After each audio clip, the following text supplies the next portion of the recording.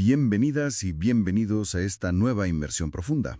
Hoy nos vamos muy lejos, al lugar habitado más aislado del planeta, Rapa Nui. Eso es, la isla de Pascua.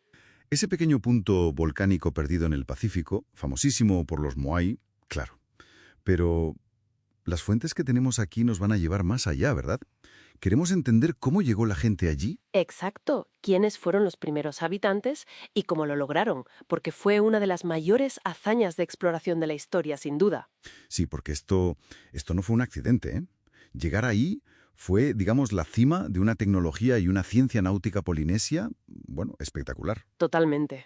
Vamos a ver eso, de dónde venían exactamente, y ya de paso, pues, desmontaremos algún mito que otro que sigue por ahí. Va a haber sorpresas, conexiones inesperadas. De lo que se suele pensar. Unos logros náuticos increíbles, contactos entre continentes, Contactos. Antes de lo que pensamos, quizás. mucho antes. Y una capacidad de adaptación cultural, bueno, asombrosa. Vale, a ver, pongámonos en situación. Esta expansión polinesia venía de muy atrás, ¿no? Estamos hablando de navegantes austronesios. Eso es, los Lapita. Hace como 3000 años ya estaban en la zona de Tonga, Samoa, y desde ahí, bueno, siguieron expandiéndose hacia el este. Y era una colonización planificada, entiendo, no iban a la aventura sin más. Para nada. Llevaban consigo lo que llamamos un paisaje portátil, o sea, sus plantas esenciales como el taro, el ñame, la batata, Ajá. animales como gallinas, cerdos. Para poder empezar de cero donde llegaran. Exacto. Y la pieza clave, tecnológicamente hablando, era su embarcación.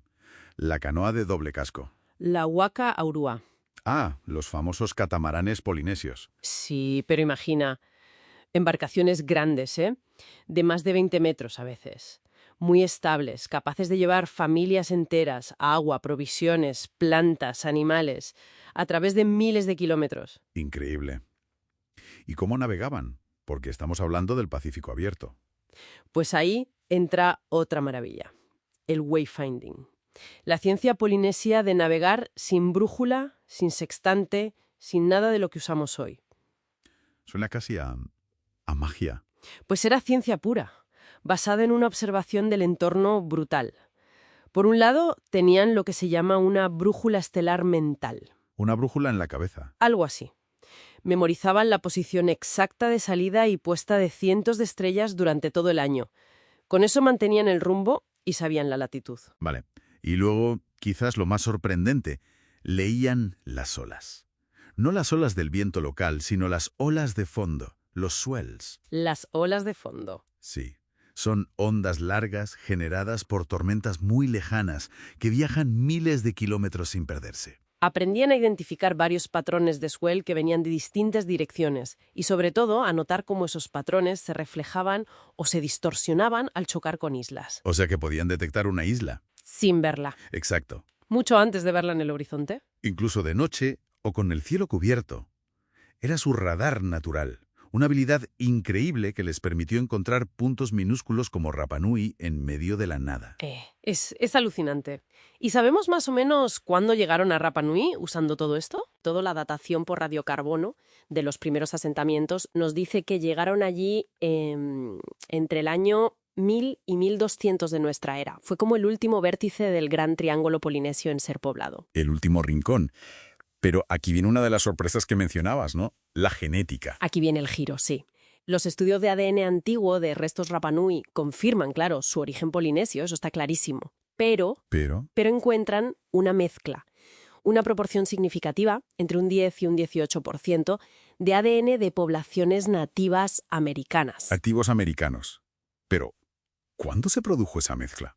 ¿Después de la llegada de los europeos? Ahí está lo fuerte. La datación de esa mezcla la sitúa entre 1250 y 1430 después de Cristo. ¡Ostras! Eso es, siglos antes de Colón y siglos antes de que los europeos pisaran Rapa Nui. Exacto.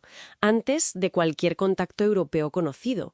Y los marcadores genéticos apuntan a zonas de Sudamérica, como la actual Colombia, o quizás más al sur, Chile. Pero entonces, ¿quién fue a dónde? Pues esto encaja perfectamente con otra cosa que ya sabíamos.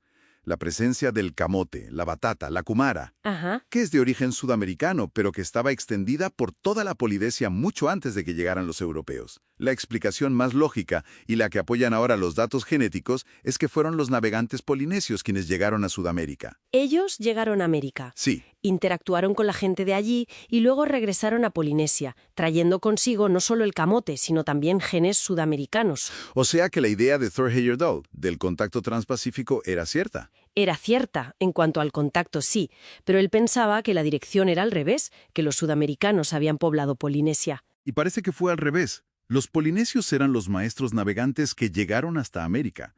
Vaya cambio de perspectiva. Totalmente. Y hablando de cambiar perspectivas, hablemos del famoso mito del ecocidio. La historia que todos hemos oído, ¿no? Que los Rapa Nui talaron todos los árboles para mover los Moai. Provocaron la erosión, hambrunas, guerras y un colapso total antes de que llegaran los europeos. Sí, esa narrativa. Bueno, ha sido muy popular, casi un ejemplo de manual de cómo no gestionar los recursos. Pero ¿qué dice la ciencia actual sobre eso? Las fuentes que manejamos. Pues que esa historia es, como poco, una simplificación muy exagerada.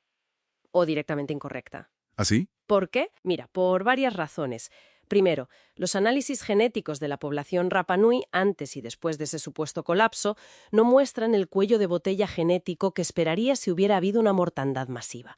La diversidad genética se mantuvo. Interesante. ¿Y la arqueología? La arqueología tampoco apoya un colapso generalizado. Se han datado cientos de sitios por toda la isla y lo que se ve es continuidad en la ocupación y en el uso de la tierra. No hay un abandono masivo de asentamientos. Entonces, ¿no hubo deforestación?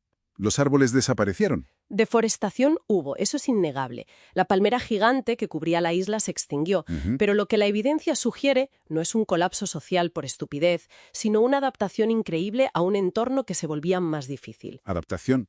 ¿Cómo? Desarrollaron técnicas agrícolas muy ingeniosas para seguir cultivando en un suelo pobre y con menos árboles.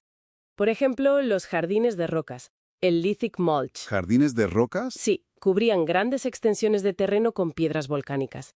Esto protegía el suelo del viento y el sol, reducía la erosión, ayudaba a conservar la humedad y liberaba nutrientes lentamente. Una técnica de agricultura sostenible increíble. También construían manabay, unos recintos circulares de piedra para proteger cultivos individuales. O sea que, lejos de rendirse, innovaron. Exacto. Se adaptaron, la sociedad cambió, seguro, pero no colapsó por causas internas de la forma que cuenta el mito popular. Pero entonces, sí que hubo un colapso demográfico muy fuerte en Rapa Nui. Si no fue por el ecocidio, ¿cuándo y por qué ocurrió? Ahí está la clave. La verdadera catástrofe, el colapso demográfico brutal, ocurrió mucho más tarde, a mediados del siglo XIX. Y las causas fueron totalmente externas. Externas. ¿Qué pasó? Pues primero hubo incursiones esclavistas terribles desde Perú, alrededor de 1862. Se llevaron a la fuerza a casi la mitad de la población, incluyendo a gran parte de la élite. Los sacerdotes, los sabios, la gente que conocía las tradiciones y la escritura rongo-rongo, que se perdió casi por completo. ¡Qué horror! Y por si fuera poco, cuando años después se consiguió repatriar unos pocos supervivientes, estos trajeron consigo enfermedades para las que los isleños no tenían defensas. Viruela, tuberculosis. Y eso remató la situación. Eso causó una mortandad espantosa. La población cayó en picado. Fíjate, en 1877 quedaban solo 111 personas Rapa Nui en la isla. 111. Ese fue el verdadero colapso, provocado por la esclavitud y las enfermedades traídas de fuera. Queda claro, el contraste es tremendo. Sí. Entonces, resumiendo un poco esta inmersión profunda en las fuentes, Rapa Nui no es realmente la historia de un fracaso ecológico aislado que nos han contado. No, para nada. Es más bien... La culminación de la increíble exploración oceánica polinesia. Exacto. Es un punto de contacto sorprendente y muy temprano entre Polinesia y Sudamérica. Confirmado ahora por la genética. Y sobre todo es un testimonio de resiliencia, de adaptación humana frente a desafíos ambientales muy serios. Justo eso. La narrativa del ecocidio es una simplificación que, además de no ser precisa, es un poco, bueno, conveniente, porque oculta la verdadera tragedia, que fue el impacto brutal del colonialismo, la esclavitud y las enfermedades en el siglo XIX. La historia real es de ingenio y supervivencia, no de autodestrucción. Y claro, esta confirmación del viaje polinesio a Sudamérica y el regreso siglos antes de Colón nos deja con una pregunta flotando, ¿no? Siempre quedan preguntas.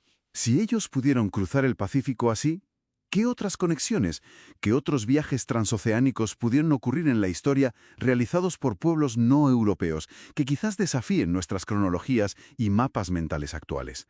¿Cuántas historias así podrían seguir ocultas, esperando a ser descubiertas en la inmensidad del pasado y de los océanos?